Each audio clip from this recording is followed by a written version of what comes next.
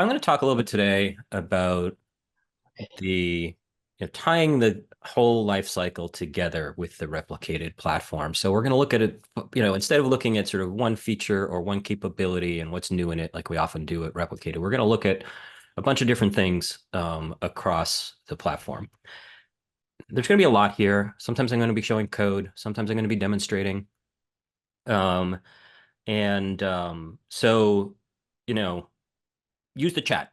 If there's questions that pop up, if the transitions are a little quick or whatnot, like offer feedback in the chat. One of the other presenters can either answer a question or get my attention if we need to. So, but let's take a look. We're gonna go on a journey, and we're going to be imagining that we are Slacker News. So if you've been working with Replicated for a little while, or if you've seen me do a demonstration, you're probably familiar with Slacker News, right? Slacker News is it's our company and product that we use to demonstrate a lot of what the Replicated platform can do. So it's, think of Hacker News, but for your internal teams.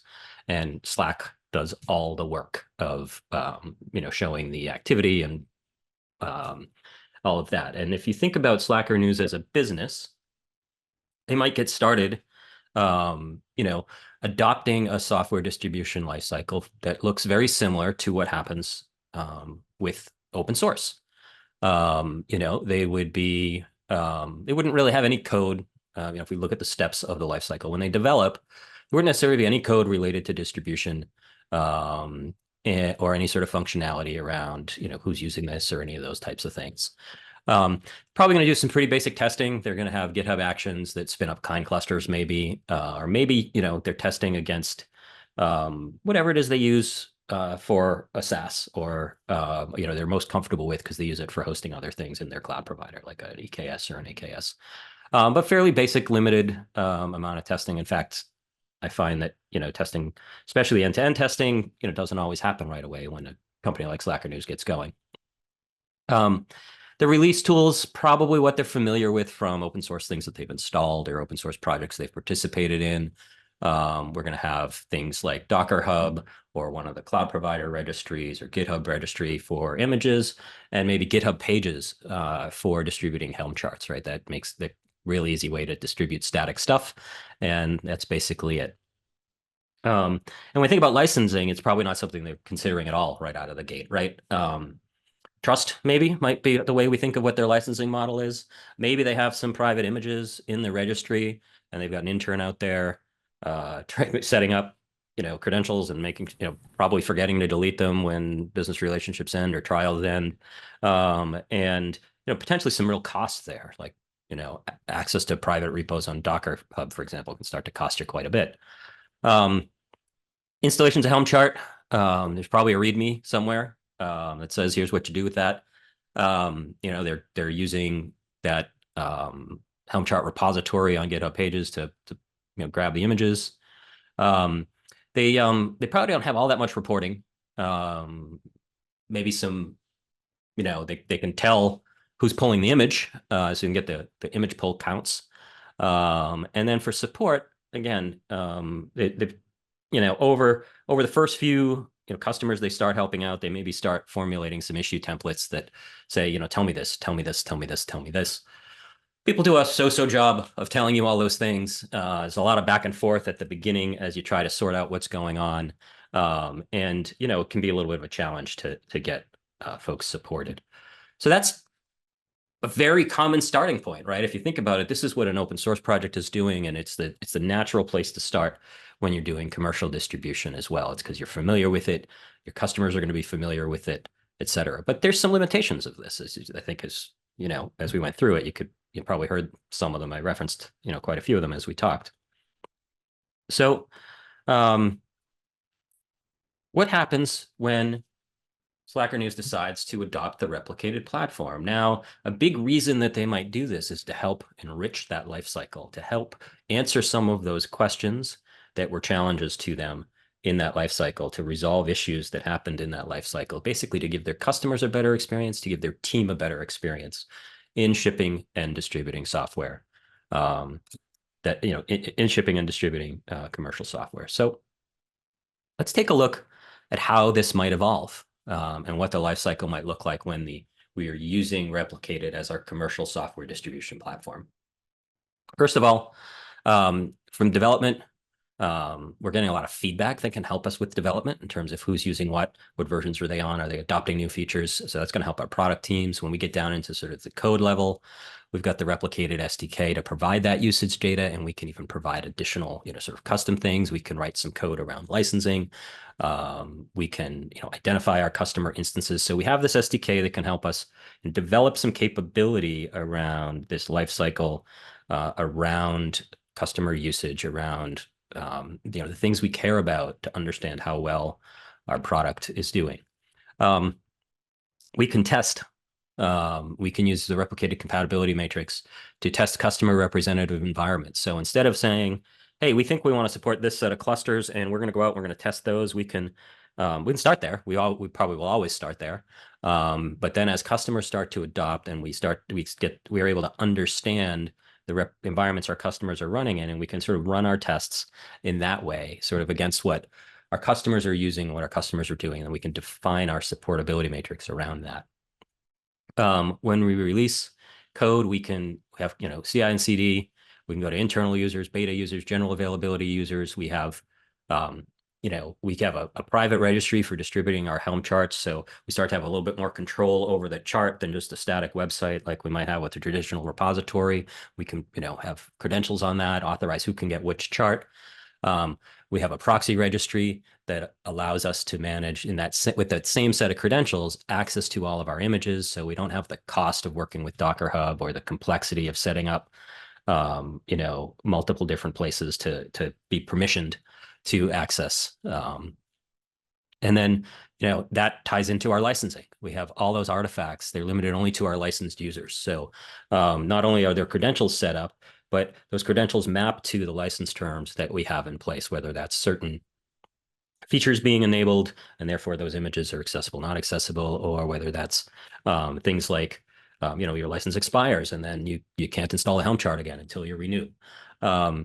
Installation, we have pre-flight checks become a great way to get out there and avoid installation issues. Hopefully help people self-heal before they get an issue. We have ways to make sure they're installing into supported environments, and even ways to avoid all the challenges you might have with installation by using the embedded Kubernetes installer. So shipping as an appliance brings along with your application the Kubernetes cluster. And then we get to report on that information, right? This was an area where we had pretty much nothing in our other model.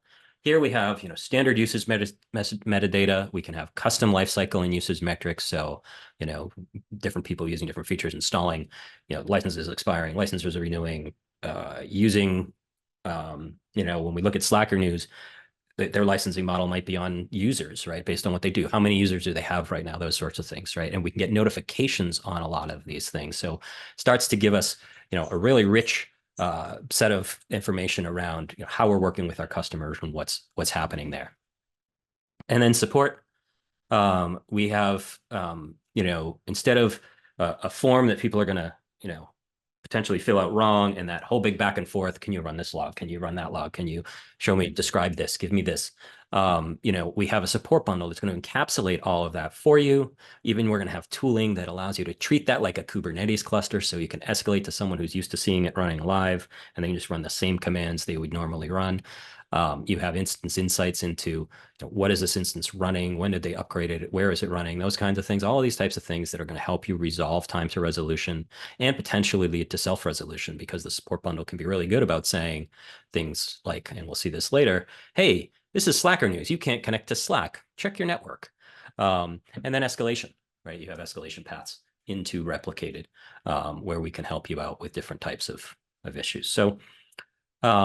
So this is kind of, where we would evolve to and the types of things we can do. And this is representative of what you can do with the platform. There's features that we, aren't necessarily going to show today or that maybe aren't mentioned here, but it's this is the evolution that you go through from that kind of basic, the way an open source project distributes, to a full supported commercially commercial software distribution lifecycle with the replicated platform.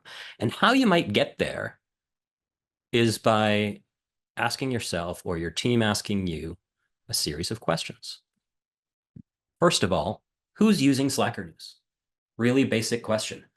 How many customers do we have? Do the customers that we have actually installing? Are they installing multiple instances? Are they, just give what versions are they all on? Give me a picture. So let's go over to the replicated vendor portal. We're looking at Slacker News here.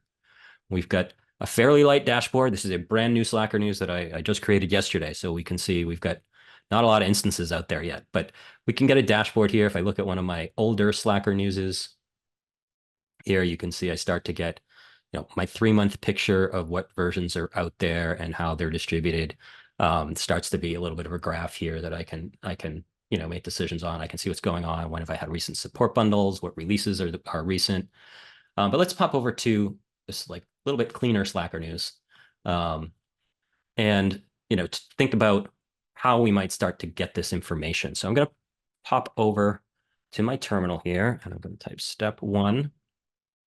And I'm going to go over to my source code here. And all I've done, I've made one change at step 1. Excuse me, that big image embedded there makes this file a little hard to read. But down here at the bottom, I've added the replicated SDK as a dependency into my Helm chart. And that's going to be the first step towards enabling the replicated platform for me and for my customers. And my customers now, let's create one. Actually, or just take one we've already got here. I've got a customer here called Epla. You can see they've already got an instance running. I can go in there and as that customer, I log into the replicated registry. Now, before, I didn't log into anything. I just added a Helm repository, didn't have any sort of username and password on it or anything. I just added it, and then I started running my Helm install command. So I'm already starting to see the benefit of the platform here. My customer needs to be a licensed user in order to install my Helm chart. I'm going to skip over pre-flight checks because I'm going to talk about those after the next big question that I might get asked. And I'm just going to go ahead and do an installation here. And I run my install. And it's going to come up shortly and show that it's deployed. And then if I close this out, very soon I'm going to see on this screen that another instance has come up, and I can start to watch what's going on. So now I know Epla is using 2 instances, and I'm starting to get information about who's using replicated. And I mentioned a little bit about the license in there. We're going to talk more about the licensing later on, again, with one of the other questions we're going to ask. One question that often comes up when I show this to folks is, okay, but I have a lot of air-gapped customers.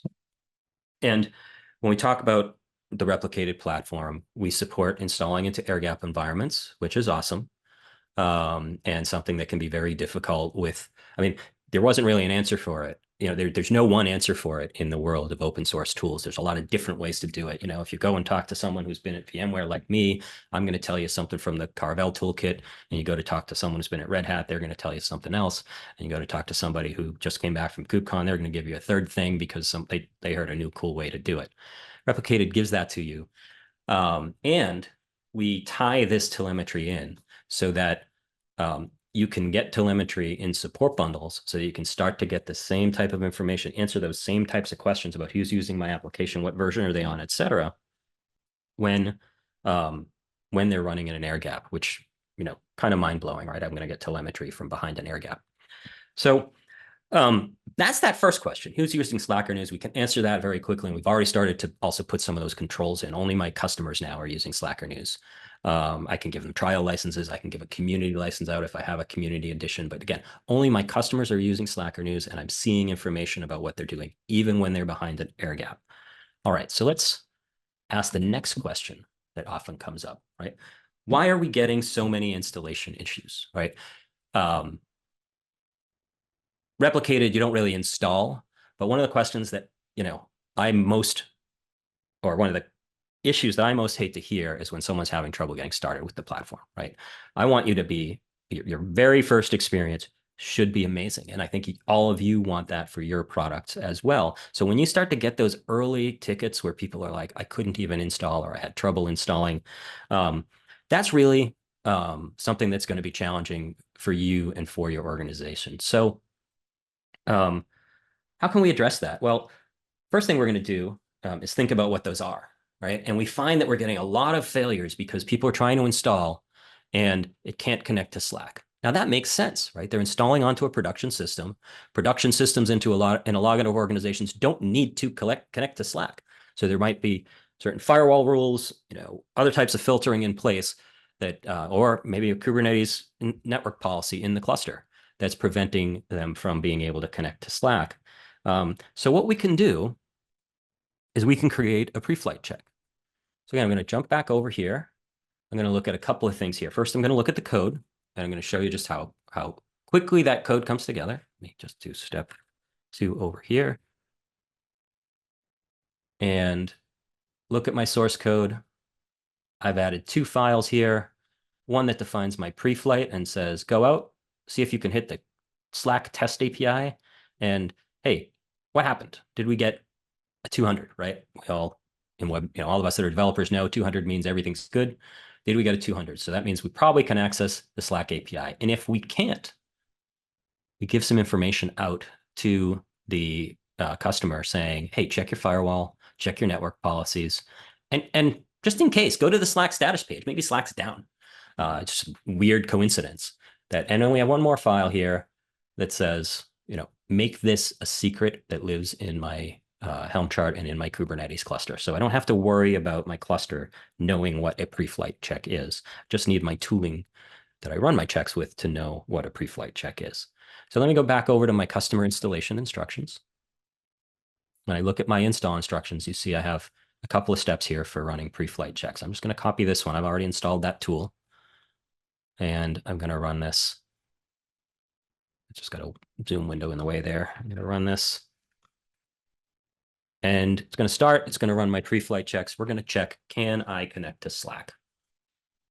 And again, this is going to potentially, avoid one of my biggest items that could land to installation errors for me and my customers.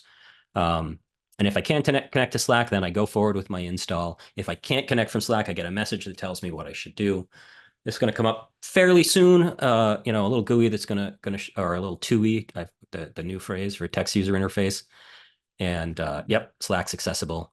So great, I can move on with my installation. And this one we're going to see in a minute. This other one about a supported Kubernetes distribution. So keep that one in mind.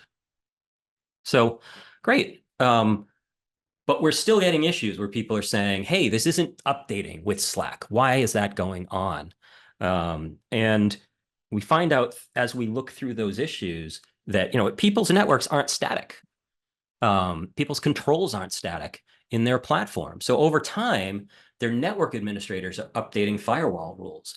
Their Kubernetes platform team is maybe introducing new controls. They've introduced new policies. They've introduced new network policies. So now this could be blocked again because of changes that have been made in the environment. And so it's probably worthwhile to check when we collect a support bundle if that sort of prerequisite still holds.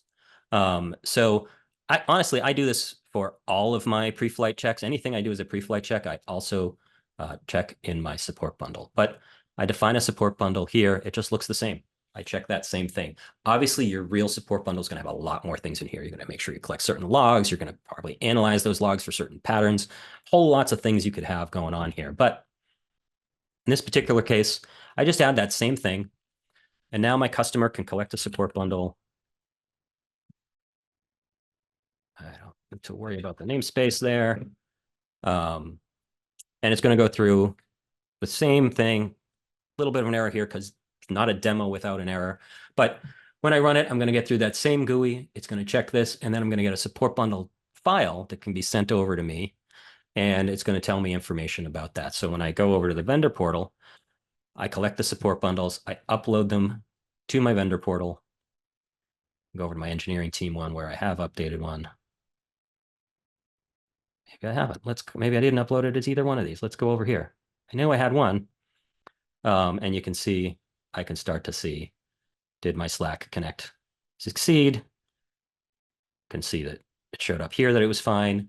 And I start to again have this kind of information available to me when I'm solving an issue that, okay, they've been getting issues with connecting to Slack, and it shows that it's connecting okay. Now maybe I have something else wrong in my logic, or look, they've been having issues connecting, with things updating. They can't connect to Slack. Maybe that's why it's not updating. So the next thing I want to think about is what other types of installation issues might I have? I feel a little bad doing this, but like we all pick on OpenShift about this, right? A lot of times when we do our testing, we test in fairly open clusters. We test as administrators. We don't think as much about the types of controls that people are going to have in highly secure environments. And some of those people, many of those people, are going to go out and buy OpenShift because it's going to give a bunch of those controls at the beginning, which is awesome. Like, great. That way I don't have to put any energy into it as a platform team. But for us as software vendors, distributing third-party software to be installed into those environments, OpenShift can be a little bit of a hassle. So when we looked at our pre-flight checks, when I ran it, I was running a slightly newer version. You saw there was another check in there.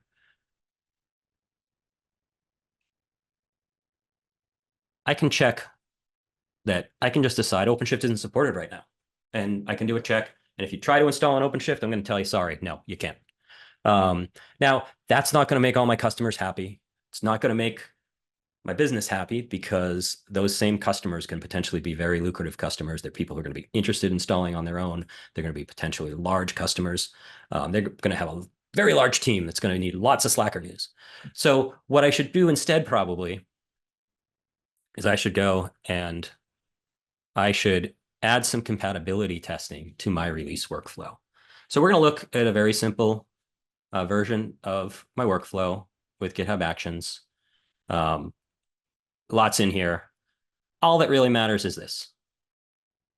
I'm saying every time you run my tests, use the replicated compatibility matrix to spin up basically the latest version of OpenShift EKS, GKE, AKS, and kind, and run my tests against that. So now what I'm doing is saying, I want to go out there and say, these are my supported clusters, and I'm going to test against all of them. So I'm evolving. I'm in a position where I can start to run these tests, understand what's going on, make sure that my customers are having success. So when I pop over to GitHub, let me jump over here.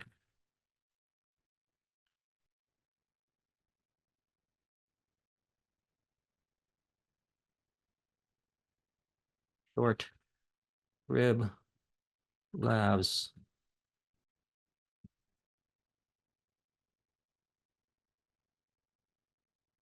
I can look at runs, and you can see all my tests are running against all of them. All of them have passed before I go to beta and stable. So I know I'm going to get a full install onto OpenShift. I can support it. I'm not going to have any problems. But this is limited. I've specified a specific set of things, and these might not even be what my customers are running in. So I need to be able to keep up with that. So my next step would be to use that same telemetry that helps me solve support issues and understand product adoption, get a list of customer images, and pass those along. Doesn't really matter what this code is about, but trust me when I say it. I'm getting all my customer instances from the replicated API, and I'm running my tests now against those. So when I pop back over here, it comes from the telemetry. Looks like I probably didn't have any testing here because the customer instances that I have are not ones supported by replicated because I use weird stuff in my own network for this. But so you may, what you're probably going to want to do in practice is use JQ to combine that sort of original. Here's what I want to support. with what you get from your customers. So your customer information gives you the long tail, the what you want to support gives you the information that's up front. So once I get past all these installation tickets that I'm getting, and I start having a really rich support experience for my customers, what are the next types of questions I'm going to ask? I'm going to start asking business related questions, right? Support's running well. People are doing great installs. Are we missing any business opportunities? Are we missing renewals? Are we missing upsell opportunities? I may care about it. I may not. Are people exceeding their license in ways that I want to do some sort of enforcement for? Right. Generally, I'm more in the goodwill camp. I figure anyone who's over is probably doing it, coming from a good place and well intentioned. I want to know, and I want to have that conversation with them. So, what do I do here? I come over to my vendor portal, and I have a couple of options here that are part of my license that I can work with. First of all, when we looked at my customer, if you remember when I set EPLA up, they have an expiration. So I can work with that expiration date, and I can understand when my customer is nearing that date, either just by looking at data from here or other data. I mean, I've already got that in my financial systems, but I'm talking more about being able to use this in the code, being able to notify my customer that that it's coming up. Maybe generate a Kubernetes event when it expires or when the renewal is necessary in a month or so. What about that? Team members allowed, right? That's an important part of the business model for Slacker News. So I can record that in the license, and we saw that when we looked at EPLA. But what if I also could get it? I'll look at my engineering team customer here because I've done this. Oops. Look at the ferret instance down here. Not super interesting because no one's logged into it yet, but I can get daily and monthly user counts sent from my application. So let me jump over here. We'll go to step 7, I believe. Yep. And a couple of quick little changes to my code. I add some code as a page that I can get from a job that's going to send my metrics, right? Doesn't matter what that is. It's just a call to the replicated SDK. The SDK runs in cluster as a service. So all I'm really doing is making a call in cluster to send over that information. And then I add a job here, which I'm not seeing. Can I switch to the right repository? I can add a cron job to go out and call that on a periodic basis, right? So once a day, I have a cron job. It goes out and it calls that metrics endpoint, and it sends those metrics over to the vendor portal. And then I have that information. And once I have it, I can do things like put a notification on it. So I can drop it into a Slack channel that Slacker News at EPLA is being used by 900 users, and they're licensed for 1,000. Now my CSM, my support team, my sales team, they can go out and they can start having that conversation. Another opportunity I might be missing is that trials might be lasting a really long time, right? People might be getting a lot of value out of this during the trial phase, and sort of like talking with my team, and maybe we're taking a while to get through to the sort of finalizing that. And sometimes that's fine, right? I don't mind it. People spend a lot of time sometimes trying out Replicate, and I understand, and it doesn't bother us all that much. But some organizations, you realize they're getting some value from it. You see over here, they've got a 100-person company, 60, 70 users on a daily basis, and yet they're still on a trial. Well, maybe I make it so that I limit persistence for my trials. Just put a little check here that says, don't install Postgres if this is a trial. And it just has some pretty basic logic that looks at my license type. And if my license type is a trial, it's not going to let me use Postgres. So now I'm taking the Helm values that Replicated includes when the chart gets pulled down that are related to the license fields. And my license has a kind, right? My engineering team here is a development license because it's internal, of trial. And then they can't use persistence. right? So I'm able to, kind of make that limitation something that is happening, at the code level. I can take this a step further and I can introduce, say, an init container. Go to step 9 here, or maybe a sidecar that looks at things like the expiration date. Go over here in my Slacker news deployment, add this init container, goes out and checks the license, rechecks every 4 hours. So won't start the pod up if the license is expired, because they could have done an install well before the license expired, right? But now, that pod crashes, comes back up, it's going to check the license, and then has a sidecar that runs, and it's going to create Kubernetes events. Those events are going to say things like license valid, license expired, license renewed.